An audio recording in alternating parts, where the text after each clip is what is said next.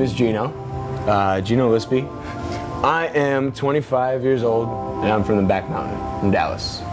And I'm Jaeon, and 33, and I'm also from the back mountain. There you go. You know, it's the kind of thing where, you know, I had the idea for the Game 7 kind of group, album, collaborative kind of effort. Now, at the time, I didn't know it was going to involve Gino. But the album was 2 years in the making, you know, as we kind of developed it, created the songs, and built out the whole Game 7 thing with me and him, and like made it really work and fit for us.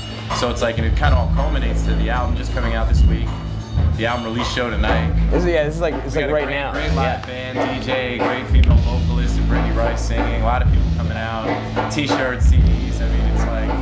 Yeah, it was nice. Everything came together this week as we had planned, but I don't know. It feels very new to me. But now we get to hit this stage together. I want people. First of all, I want people to enjoy it. You know what I mean? Like, bottom line, like I want people to feel like. I mean, the album kind of touches on it. Overall, it's got a really cool vibe to it. You know, I'm not saying it's all positive, uplifting kind of stuff. Each track kind of touches on different things, but you know, we tried to make the album as comprehensive and as musical as possible. So like really you know, when we put the album together, you know, especially nowadays, you know, a lot of artists, it's mixtapes, it's, you know, it's singles, it's, you know, iTunes, it's one track at a time. You know, when we did put the album together, we really did it with the idea that like, you know, the album was meant, I mean, obviously enjoy every song individually if you want, you know, whatever it takes to get people to listen and however they ultimately dig into it, great. But, you know, we really intended for people to, like, you know, take the CD, put it in the car, take that 45-minute drive and bump it all the way through and really just, you know, pick their favorites, but really at least get an opportunity to absorb the entire thing, you know? Like, yeah, absolutely. It's a musical piece of work, you know, and, like, we really crafted every track. That's kind of how we feel. I mean, yeah, you know, I mean, ultimately, you know. I couldn't really agree more or put it much differently. I think that there's something to be said for each track. Each track is unique, but it's all very much part of a package. You know what I mean? And like John said, it'd be great to have someone listen to this album all the way through because I want them to take from each track something and consider that as they're building the idea of the album on the first track and then pair that with what they learned of us and the sound on the second track and just keep moving forward. And I want them to get to that end. And I think to really get a grasp of what it is we're doing and the sound that we have and you know, kind of who we are as people. It's definitely an extension of ourselves, but I would love for them to get to the end of it, and that's when I think someone would get the full idea. My favorite track, if I had to pick one, is probably the first track on the album. It's a song called 7, because I just think it was, you know, it's really catchy musically. It's got a ton of cool stuff going on. The hook has like a cool little reggae inflection kind of thing happening. The rest of the song has this really cool guitar line that kind of runs through most of the song. But then in the third verse, it breaks down where the first 8 bars of the third verse are like a reggae tone, and then it flows into this like. It really gets reggae tone after that. Yeah. It's even more like almost like a Spanish kind of vibe. The way it like flips the guitar and goes double time.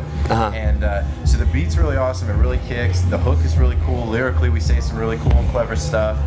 And it's the first one, so it's like, you know, when you put that CD in and you're like, go, that's what you get hit with. And I think it's a good, like, you know, it's a really good embodiment of what we do, you know, and it's like, and like the chorus says, it's Game 7 on some brand new shit. I bet you never knew we could do it like this. Yeah, it's a very nice handshake, so to speak. You know what I mean? It's a good way to kick off the album. You know what? I don't want to pick the same one that he said, so I won't. But I love that track too. There's a track on the record called Redemption, and it's very band oriented. This guitar riff is built for any kind of like alternative or singer-songwriter kind of almost whatever. I can compare bands and stuff like that, but it's very nicely constructed. The chords are great, and ultimately the hook is something that I fall in love with on that song.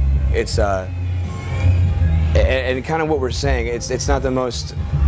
It's an up-tempo tune, you know what I mean? There's a lot of life in this song, but you know, John and I kind of get to talk. It's kind of a motivating track, you know what I mean? It's almost something you might say to yourself, or say to a friend to keep somebody focused, keep them motivated, just with life in general. The song is called Redemption, and the whole theme is like, you know, when you're down, you gotta pick yourself back up and give yourself an opportunity to bounce back. And I mean, to be honest, like we're here tonight at the Jazz Cafe. I mean, some of my first like bigger shows and official shows as a rap artist, we're here at the Jazz Cafe, and you know, not to get all big about it, but you know, I mean, I played in New York and LA and Philly and like, you know, kind of gone, you know, a bunch of different places and done shows, but you know, a lot of it, you know, started here, which is pretty cool. So it's kind of yeah. I could tell the same story. My first show was here a couple years ago. I think like several years ago. It's 2006. I had used to come in here. I used to sneak in here to see him play when he would do those shows that he's talking about. It's just kind of it's very cool that like we get to work together all the time now for both of us. I used to come in and see him perform, and eventually had my first show here as well. John said it. He really did set a good example, you know, locally and regionally for me. And I guess everybody gets their examples from different places. I did happen to get mine from John, and I wanted to kind of get my skill level up and up. And just around the time, I think we would have communicated anyway. Regardless, I think we were both kind of ready. Like I had gotten my stuff together, and I was ready to involve myself in an official project.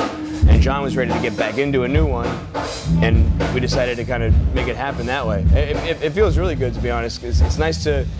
Sometimes it's a lonely gig. Sometimes you're writing, you're recording. You might have your people partying in the studio, but like at the end of the day, it's all on you. You're the creative force. You perform in the studio. You're the main, you know, entity behind the final product. To have somebody that I'm on the same page with, that feels really cool. Like, you know, you could really just see the progression of him as an artist. So by the time we finally connected, it was really cool. Like, you know, we synced up in a way that it just, like, you know, timing-wise, it just made sense. And like, you know, from the first track we did together, and you know, what started as one collaboration, you know, grew into an entire album. And you know, I couldn't be happy about it. And, you know, yeah, really definitely, so. it's definitely really awesome.